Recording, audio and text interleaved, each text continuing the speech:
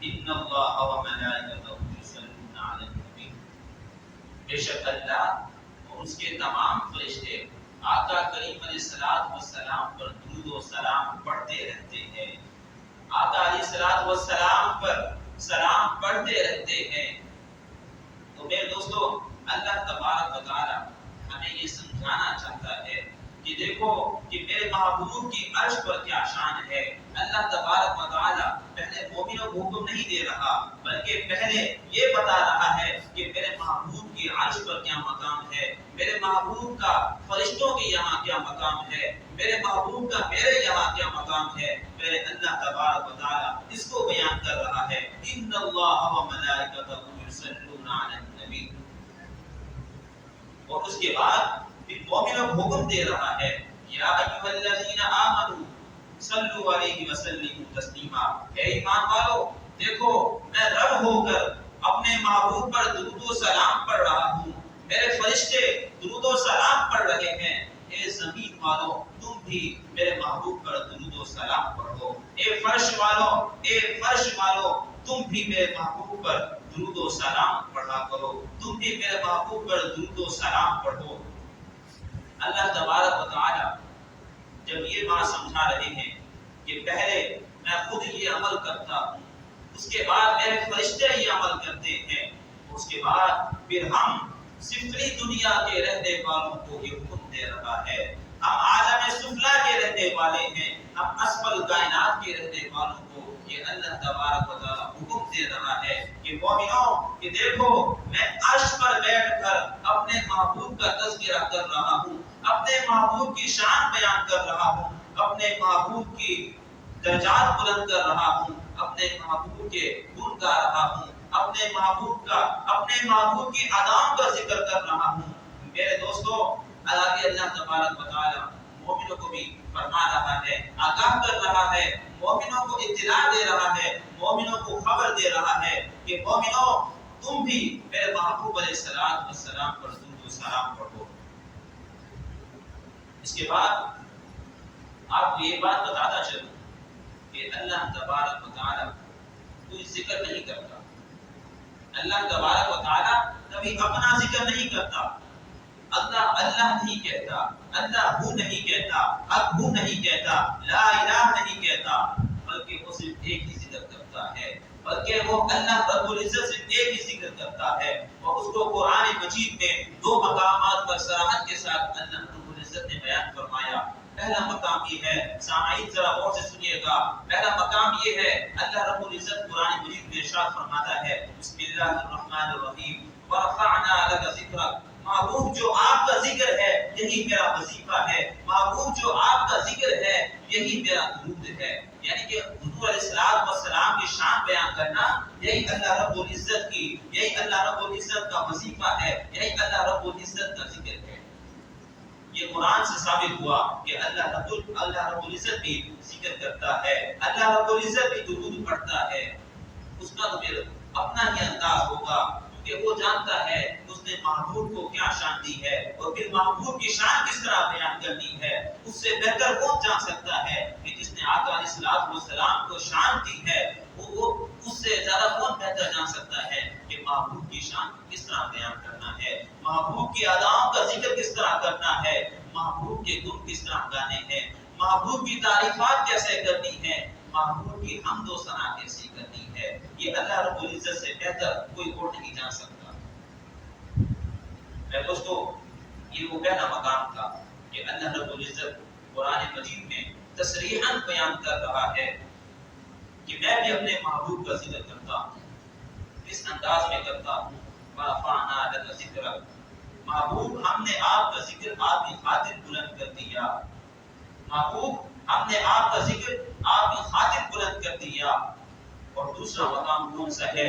وہ یہی وہ مقام ہے جو میں نے آیت مبارکہ تلاوت کی ہے، ان اللہ و ملائکتہ یصلون علی النبی، کہ بے شک اللہ اور اس کے تمام فرشتے حضور علیہ الصلوۃ والسلام پر درود پڑھتے ہیں، یہ دوسرا مقام ہے۔ اب میرے دوستو، آپ کے ذہنوں میں سوال آ رہا ہوگا کہ یہ اتنی بات تو سمجھ آ گئی، ان اللہ و ملائکتہ، کہ بے شک اللہ اور اس کے تمام فرشتے درود پڑھتے ہیں، اب یصلون کا لفظ اللہ تبارک و تعالی نے قرآن مجید میں ارشاد فرمایا. اب یصلون کا معنی کیا ہے، اس کا مفہوم کیا ہے، اس سے مراد کیا ہے، اللہ کس طرح اپنے محبوب کی شان بیان کرتا ہے، اللہ اپنے محبوب کے کس طرح دودھ گاتا ہے، اللہ اپنے محبوب کی کس طرح تعریفیں کرتا ہے، اللہ اپنے محبوب کی کس طرح اداؤں کا ذکر کرتا ہے. دوستو امام بخاری صحیح بخاری میں فرماتے ہیں، کتاب التفسیر ہے، ابو العالیہ التابعی کی روایت نقل کرتے ہیں. امام بخاری اپنی کتاب صحیح بخاری میں کتاب التفسیر میں ابو العالیہ التابعی، یہ تابعی ہیں، حضرت عبداللہ ابن عباس کے شاگرد ہیں، ان سے روایت نقل کرتے ہیں. یصلون کا معنی اور مفہوم بیان کرتے ہوئے، یصلون کا معنی بیان کرتے ہیں ابو العالیہ فرماتے ہیں، قال ابو العالیہ صلاۃ اللہ ثناؤہ علیہ عند الملائکہ. اللہ اکبر. صلاۃ اللہ ثناؤہ علیہ عند الملائکہ، کہ اللہ اپنے محبوب کا ذکر اس طرح کرتا ہے کہ فرشتوں کی مجلس سجا لیتا ہے، فرشتے سامعین ہوتے ہیں، خطیب اللہ رب العزت کی ذات ہوتی ہے اور سامعین کل فرشتے ہوتے ہیں. میرے دوستو اب اگلا سوال یہ ہے کہ موضوع کیا ہوگا. اللہ رب العزت خطاب فرما رہا ہے، سامعین کل مخلوق ہیں. اب ذہنوں میں سوال ہوتا ہے کہ اللہ رب العزت کا موضوع کیا ہوگا، وہ کیا بیان کرتا ہوگا، اس کا مقصد کیا ہوگا بیان کرنے کا. ذرا آگے چلتے ہیں. فرمایا کہ عند الملائکہ، میں ملائکہ کے سامنے اجتماع بلاتا ہوں، ملائکہ کا جلسہ کرتا ہوں، ملائکہ کو ایک جگہ منعقد کرتا ہوں، جس میں آگے بیان کرتے ہیں کہ موضوع کیا ہوگا اللہ رب العزت کا. میرے دوستو ذرا سوچئے کہ اللہ رب العزت کی بارگاہ ہے، فرشتے سامعین ہیں.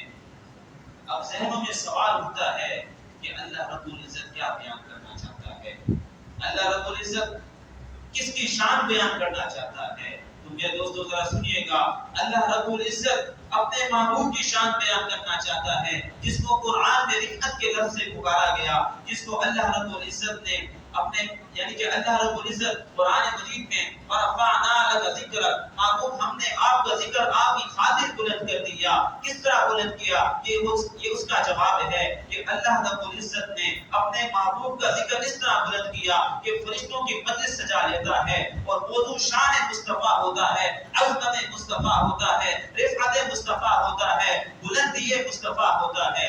یہ وہ اللہ رب العزت کا موضوع ہوتا ہے. اور موضوع حضور کے گن گانا ہوتا ہے، حضور کی اداؤں کا تذکرہ ہوتا ہے، حضور کی ہر قدم کے بارے میں بات ہوتی ہے، حضور کی ہر چال چلن کے بارے میں اللہ رب العزت فرشتوں کے سامنے تذکرہ کرتا ہے کہ میرا محبوب اس طرح چلتا ہے، میرا محبوب جب بولتا ہے تو اس طرح بولتا ہے، میرا محبوب جب کسی سے گفتگو کرتا ہے تو اس طرح گفتگو کرتا ہے، میرا محبوب جب کھانا کھاتا ہے تو اس طرح کھاتا ہے. یہ اللہ رب العزت کا موضوع ہوتا ہے، فرشتے سامعین ہوتے ہیں. میرے دوستو اللہ اکبر. ذرا تصور کیجئے کہ وہ کیا مقام ہوگا. اللہ اکبر. اللہ کی بارگاہ ہے، کل فرشتے سامعین ہیں اور موضوع حضور کی شان ہے، حضور کی عظمت ہے، حضور کی رفعت ہے، حضور کی بلندی درجات ہے. میرے دوستو اگلی بات جو کہنے لگا کہ اللہ رب العزت عرش پر خطیب بھی ایک ہے، عرش پر خطیب بھی ایک ہے، ہمیشہ موضوع بھی ایک ہے اور سامعین ہمیشہ کل فرشتے ہوتے ہیں. اللہ اکبر کبیرہ. اب اگلی بات جو کہنے لگا کہ اللہ رب العزت فرشتوں کو جمع کر لیتا ہے، خود خطیب ہوتا ہے، موضوع شان مصطفیٰ ہوتا ہے. اب ذرا ذہنوں میں سوال پیدا ہوتا ہے کہ کیا وہ ملائکہ 10,000 کا لشکر ہوگا، 10,000 کا اجتماع ہوگا یا 10,000 فرشتوں کا قیام ہوگا کہ جو اللہ رب العزت کے خطاب کو سننے کے لیے بیٹھے ہوں گے. اب ذہنوں میں یہ سوال اٹھتا ہے. تو میرے دوستو نہیں یہاں پر بات سمجھ نہیں آتی. کل کائنات کا مالک ہو، پورے عالم کو پیدا کرنے والا ہو، اس کے سامنے 10,000 فرشتے سامعین ہوں گے؟ نہیں میرے دوستو یہ بات سمجھ آنے والی نہیں ہے. ذرا آگے چلتے ہیں تو جب ہزاروں میں نہیں ہیں فرشتے تو کیا لاکھوں میں ہوں گے؟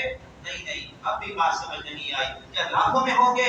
میرے دوستوں نہیں، فرشتے اس سے بھی زیادہ ہوں گے، کیونکہ اللہ رب العزت کا خطاب ہے، پورے کائنات کو پیدا کرنے والے کا خطاب ہے، اور موضوع بھی شان مصطفیٰ ہے. محبوب کا تذکرہ چلا ہو، محبوب کا ذکر ہو رہا ہو، اور فرشتوں کو اللہ رب العزت حکم دے دے کہ جاؤ تم اپنی ڈیوٹیوں پر، یہ تذکرہ میں ہی کرتا رہوں گا. بلکہ اس نے یہ نہیں فرمایا، عند الملائکہ، ملائکہ کے سامنے اللہ تعالیٰ تمام فرشتوں کو جمع کر لیتا ہے اور خود خطیب ہوتا ہے اور حضور کی شان بیان کرتا ہے.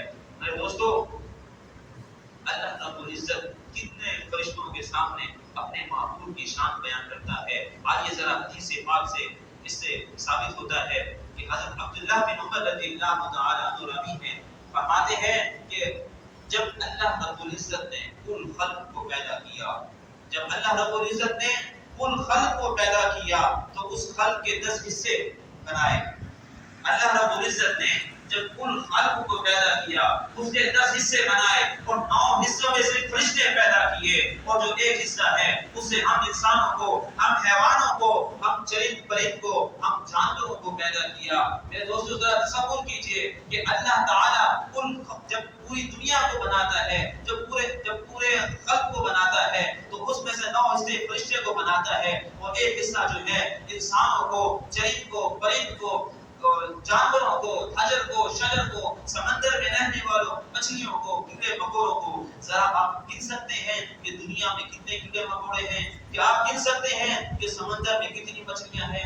میرے دوستو نہیں گن سکتے. ذرا یہ تو ایک حصہ ہے. تو اللہ تبارک و تعالی نے ایسے 9 حصے فرشتے پیدا کیے ہیں، ایسے 9 حصے فرشتے پیدا کیے ہیں جو ہماری ذہنوں کی گنتی سے بھی لامحدود ہے، جو ہمارے ذہنوں میں نہیں آ سکتے. میرے دوستو اب بات سمجھ آتی ہے کہ اللہ کا اجتماع ہے، اللہ خطیب ہے، فکل ملائکہ سامعین ہے، موضوع شان مصطفیٰ ہے. اب ملائکہ کی تعداد جو ہے وہ لامحدود ہے.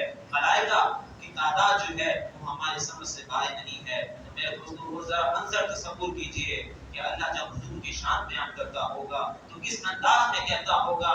ایک پنجابی کا شعر ہے، محمد محمد کرے دے گزر گئی. اللہ اکبر، کہ اللہ رب العزت نے جب محمد کا نام رکھا تھا، محمد کو پہلے اللہ رب العزت کو معلوم تھا کہ جب میں اپنا محبوب بناؤں گا تو اس کا نام محمد رکھوں گا. محمد کا معنی کیا ہے؟ محمد کا معنی یہ ہے کہ جس کی بار بار کثرت کے ساتھ تعریف کی جائے، جس کے بار کثرت کے ساتھ گن گائے جائیں، جس کی بار اداؤں کو ذکر کیا جائے. میرے دوستو یہی وہ ہے وَرَفَعْنَا لَكَ ذِكْرَكَ کہ محبوب جو آپ کا ذکر ہے یہی میرا وظیفہ ہے. اے محبوب جو آپ کا ذکر ہے یہی میرا وظیفہ ہے.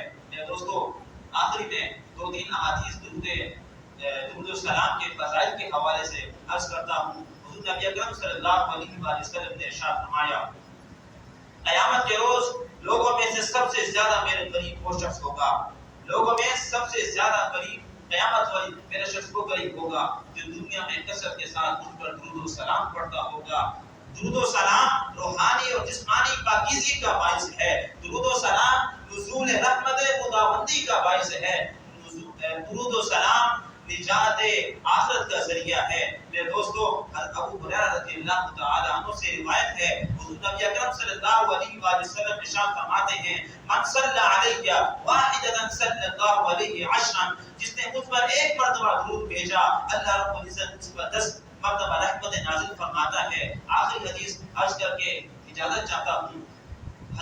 حضرت عبداللہ بن عوف رضی اللہ تعالی عنہ روایت کرتے ہیں کہ حضور نبی اکرم صلی اللہ علیہ وسلم نے ہمیں فرمایا کہ جبرائیل علیہ السلام میرے پاس آئے اور مجھے خوشخبری سنائی کہ آپ کا پروردگار فرماتا ہے من صلی علیک صلیت علیہ ومن سلم علیک سلمت علیہ.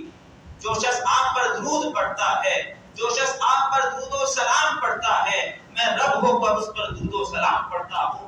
جو بندہ میرے محبوب پر سلام پڑھتا ہے، اللہ رب العزت فرماتا ہے کہ میں رب ہو کر، میں پورے عالم کو پیدا کرنے والا ہو کر اس بندے پر سلام پڑھتا ہوں. میرے دوستو ہمیں چاہیے کہ ہم اپنی زندگی کا معمول بنا لیں، ہمارا ہر لمحہ